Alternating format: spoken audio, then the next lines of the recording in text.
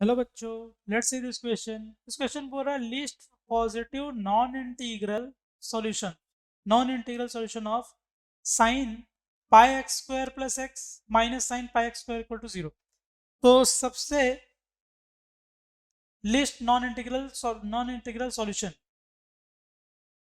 सबसे छोटा non integral solution क्या है उसका? एक रैशनल होगा या फिर इरेशनल होगा of the form root P, या फिर इरेशनल होगा of the form root P minus one by four, P is even integer, या फिर root P plus one by four के फॉर्म का होगा जहाँ पे पी मेरा क्या होगा, एक इवन इंटीजर। तो मुझे बताना है कि सबसे छोटा पॉजिटिव नॉन इंटीग्रल सॉल्यूशन किस फॉर्मेट का होगा। सबसे छोटा पॉजिटिव नॉन इंटीग्रल सॉल्यूशन किस फॉर्मेट का होगा?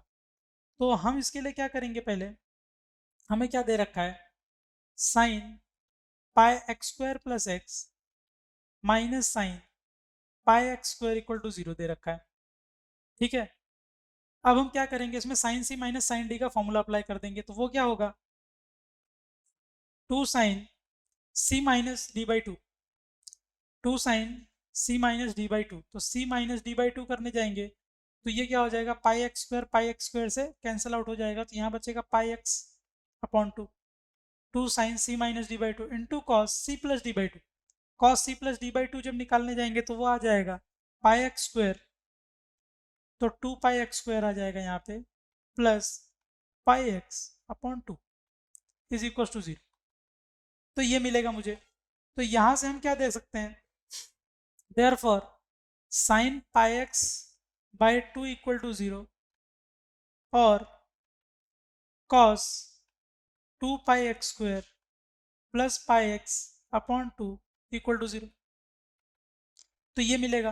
फिर हम क्या बोल रहे हैं कि अगर sine sine pi x by two मेरा जीरो होता है, sine pi x by two अगर जीरो होता है तो दिस ये क्या इंप्लाई करेगा, pi x by two should be equal to pi x by two should be equal to n pi, जहाँ पे एन मेरा क्या है, एक इंटीजर है, n is an integer, which implies x क्या होगा मेरा, एक्स होगा मेरा to n pi upon pi, which implies X किस फॉर्मेट का होगा, टू एन के फॉर्मेट का होगा, जहाँ पे एन मेरा एक इंटीजर होगा। तो एक्स इसके हिसाब से एक्स मेरा क्या होगा, एक इवन इंटीजर।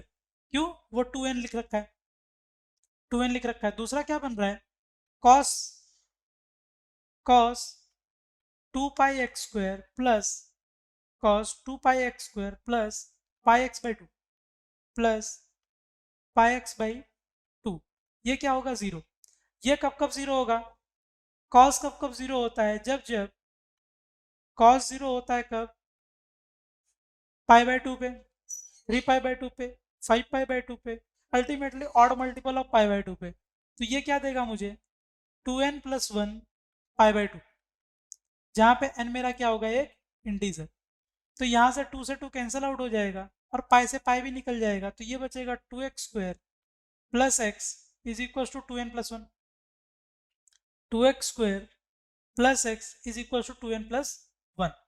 तो यहाँ से हम देख सकते हैं ये बनेगा two X square plus x minus two N plus one, क्या हो जाएगा मेरा, जीरो। तो यहाँ से x की वैल्यू क्या आ जाएगी, x की वैल्यू क्या आ जाएगी मेरा, क्वाड्रेटिक सॉल्व कर रहे हैं तो minus B plus minus root over B का स्क्वायर यानी one minus four A C यानी plus eight into two N plus one divide by two, divide by two into two यानी फोर हो जाएगा। फिर वो हो जाएगा minus one plus minus root under, ये आ जाएगा one plus eight nine, nine plus sixteen N divide by four.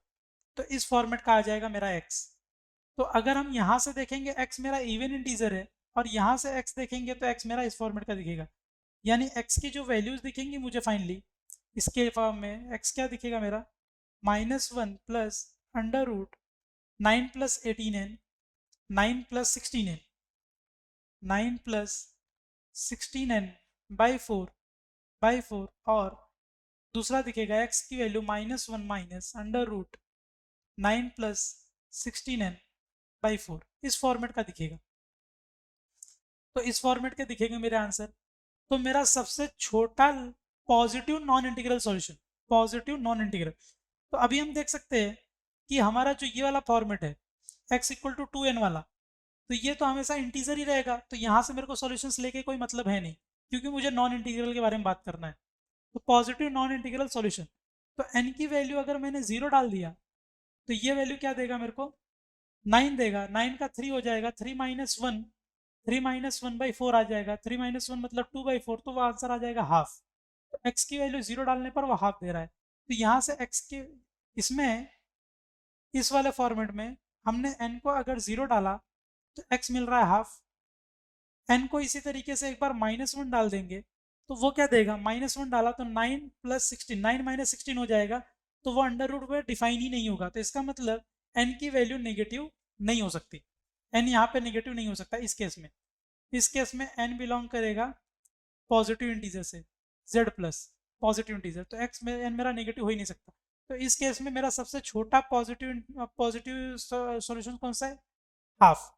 और इस केस में भी नेगेटिव तो नहीं होगा, तो n की वैल्यू अगर 0 डाला तो ये -1/4 देगा।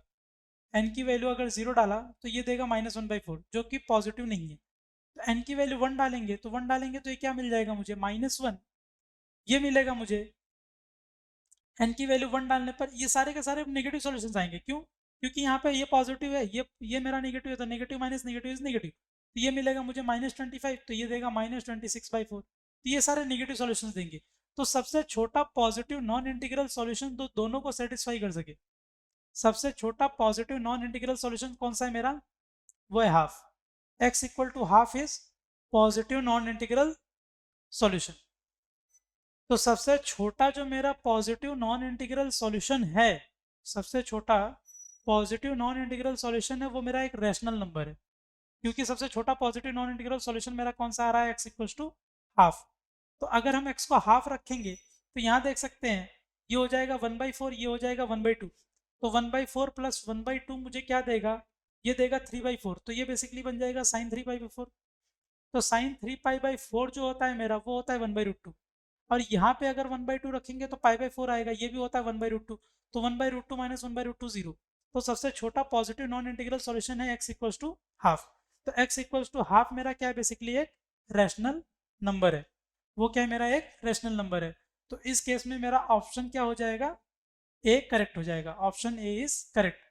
तो यहाँ पे मुझे पता है कि x मेरा हाफ है, तो वो इरेशनल तो है नहीं, तो इरेशनल नहीं है तो ये भी गया, ये भी गया, ये भी गया, तो ऑप्शन ए इज करेक्ट।